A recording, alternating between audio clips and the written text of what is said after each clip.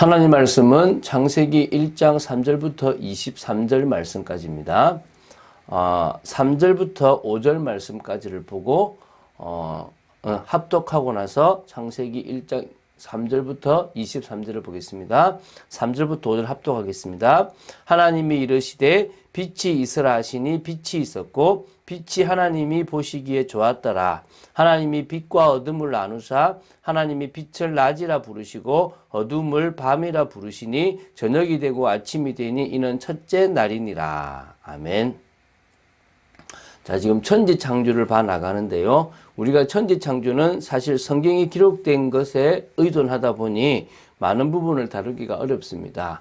지금 이 땅에는 진화에 대한 증거도 있고 또 창조를 뒷받침하는 어떤 근거들도 있긴 합니다. 그러나 많은 사람들이 그것 때문에 못 믿고 헷갈려 하지만 우리는 그냥 하나님을 믿고 이 말씀 그대로를 받아들이고 있기 때문에 이 성경에 나와 있는 중요한 사실들만 나누도록 하겠습니다. 다시 한번 이 태초의 천지 창조를 3단계로 나눠보겠습니다. 첫 번째가 뭐냐면 1장 1절 2절인데요. 이거는 뭐냐면 아무것도 없는 무에서 하나님께서 이 우주 공간 자체와 그 안에 있는 구성 물질의 원재료를 다시 뭐냐면 순간적으로 이렇게 순수한 그 절대 창조 이 사역을 하셨던 부분이 첫 번째고요.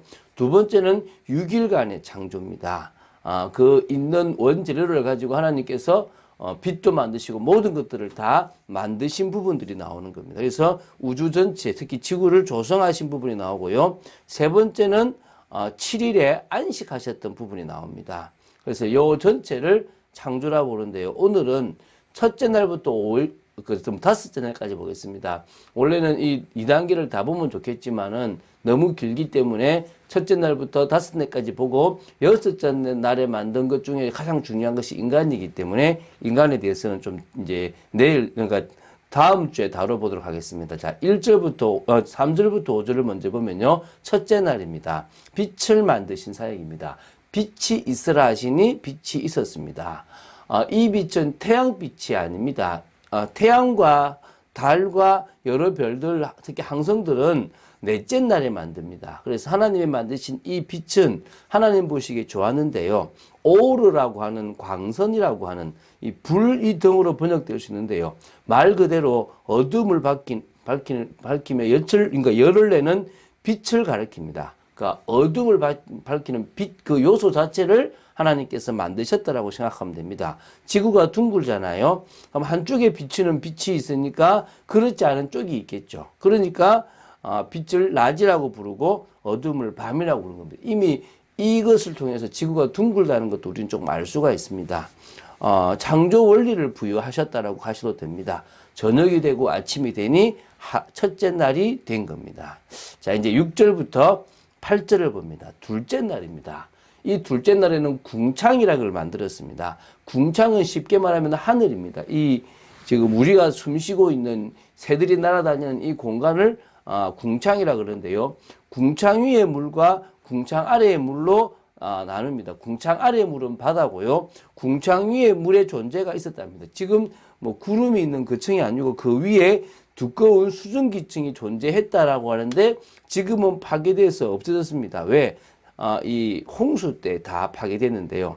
어쨌든 그게 이 성경에만 기록되어 있고 지금의 지구로는 그것이 어떤 것이 있었는지는 알 수가 없습니다. 그냥 여러 근거로 있었다라고만 할 수 있는데 이미 이 지구는 홍수 이후에 많이 파괴되었다라는 사실을 기억하고 봐야 될 줄로 믿습니다. 어쨌든 둘째 날에 있었던 일입니다.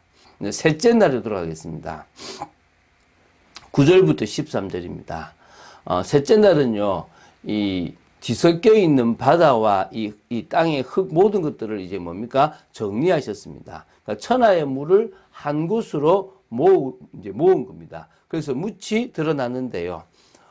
이 이제 묻이 바로 땅입니다. 그래서 이때만 해도 지구가 이제 이 땅이 한 덩어리로 있었다고 보시면 됩니다. 지금은 6대주로 나눠지고 그 사이에 5대양이라는, 그래서 5대양 6대주라고 이렇게 나눠졌는데 그때만 해도 하나입니다. 그래서 주장하는 사람들이 대륙 이동설을 주장하는 사람들이 있지 않습니까? 그렇죠? 원래 하나였는데 나눠졌다라고 보는 거죠.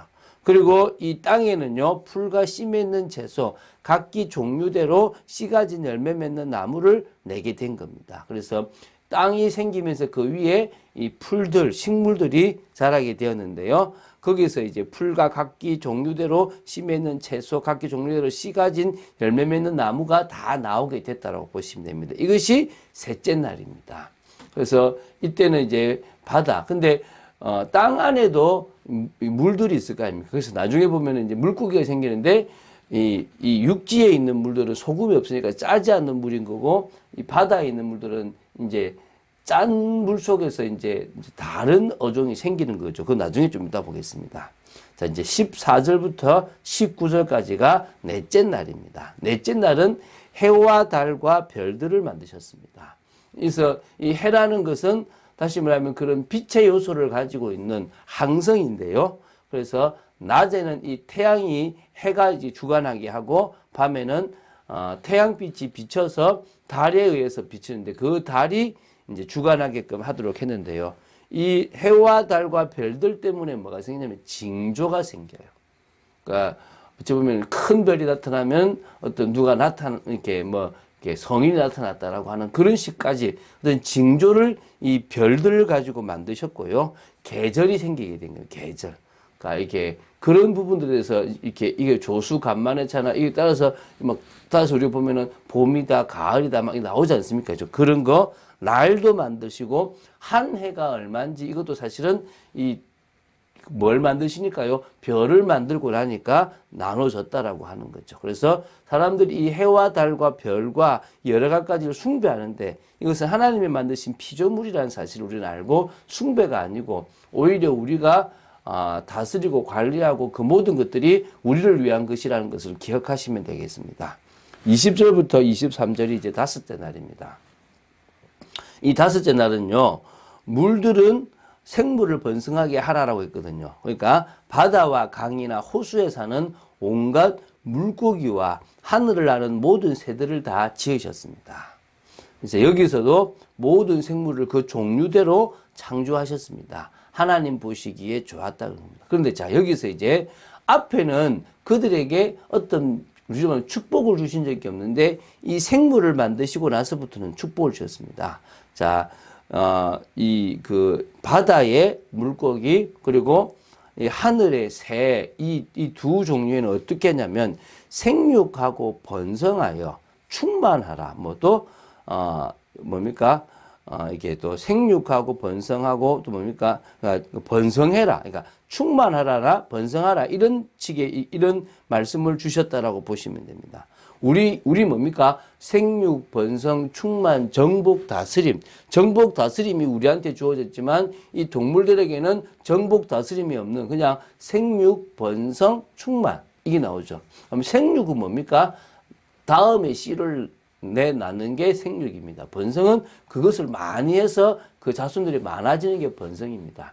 충만은 여러 곳에 흩어져서 쭉 살아가는 걸 충만이라 그러거든요. 이 동물들에게는 그것을 명하셨다라고 보시면 됩니다. 자, 내일 여섯째 날의 창조를 볼 것입니다. 여섯째 날에 가장 중요한 인간 창조가 있으니까 그것에 대한 부분들을 볼 거고요. 그냥 짧게 봤습니다. 이걸 막 분석하고 있는데 복잡하잖아요. 첫째 날부터 다섯째 날까지 이게 만들어졌습니다. 이걸 가지고 과학자들은 과학자 나름대로 해석을 하고 이게 어떤 이게 메커니즘이다. 하나님이 상징적으로 놔두신 거다. 막 여러 이야기를 하게 돼 있습니다. 우리가 그런 얘기를 다 할 이유는 없고요.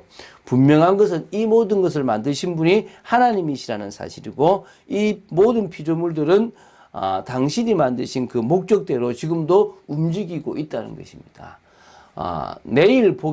다음 주 월요일에 보게 될 인간만 하나님의 목적을 거스르게 돼 있지, 이 모든 피조물들은 지금 당신의 목적대로 움직이고 있다는 것입니다. 우리는 그걸 생각하고 우리가 어떤 목적대로 살아가는 것이 진정한 인생인지를, 무엇을 먹고 무엇을 마시고 열심히 돈 벌고 성공하려고 살아가는 인생이 아니라는 사실을 기억해야 될 줄로 믿습니다. 솔로몬은 안 겁니다. 내게 부도 필요 없고 나한테 명예도 필요 없고 나한테 건강도 필요 없고 나한테 강한 힘도 필요 없다는 겁니다.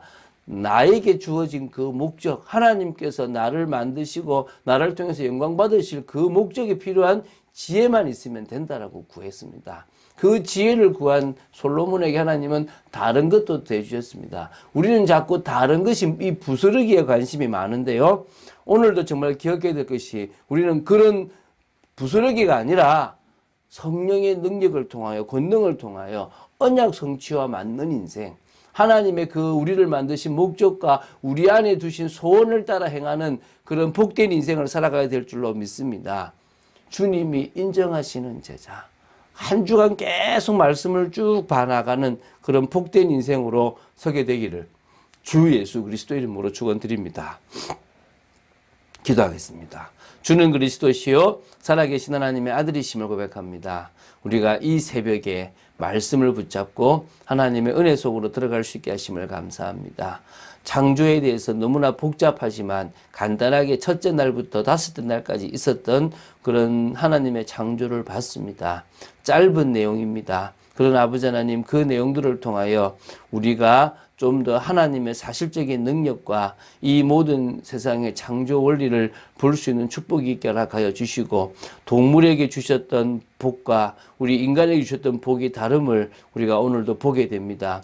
우리가 다른 존재임을 기억하고 하나님의 뜻과 계획에 붙잡힌 바 될 인생이 되고, 목적을, 하나님이 우리를 만드신 그 존재의 이유를 알고 살아가는 저희들 되도록 지켜 주시옵소서. 주 예수 그리스도 이름으로 기도드립니다. 아멘.